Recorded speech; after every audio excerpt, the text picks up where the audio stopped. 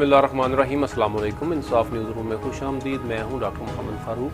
खबर शामिल करते हैं मंडी बहाउद्दीन से, जहाँ से हमें रिपोर्ट किया है अनायतुल्लाह अंजुम क्लेयर ने। असिस्टेंट कमिश्नर मलकवाल उस्मान गनी ने रूरल हेल्थ सेंटर म्याना गोंदल का अचानक दौरा किया। अपने दौरे के दौरान असिस्टेंट कमिश्नर ने हेल्थ सेंटर के मुख्तलिफ वार्ड और फार्मेसी समेत मुख्तलिफ शोबों के अलावा सफाई सुथराई का जायजा लिया। उन्होंने अद्वियात और तिब्बी आलात का बज़ाते खुद मुआयना किया।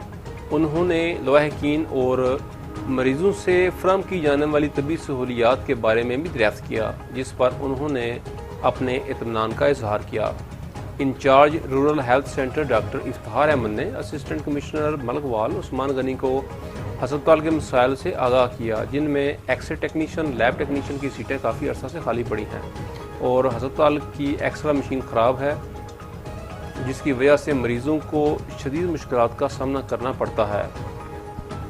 असिस्टेंट कमिश्नर मलकवाल उस्मान गनी ने इन मसाइल को जल्द हल करने की यकीन दहानी करवाई।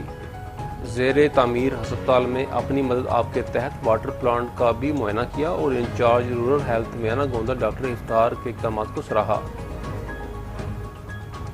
इंचार्ज रूरल हेल्थ सेंटर म्याना गोंदल डॉक्टर इफ्तिखार अहमद का क्या कहना था, आइए सुनते हैं।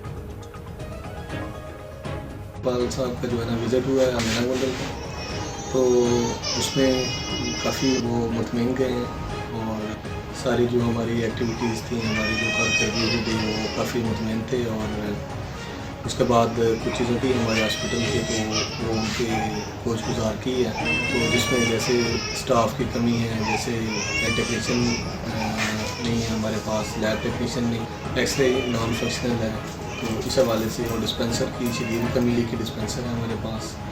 तो उन्होंने भी यकीन दहानी कराई है कि जल्दी जो राय चार का मसला है वो हल करवाएंगे।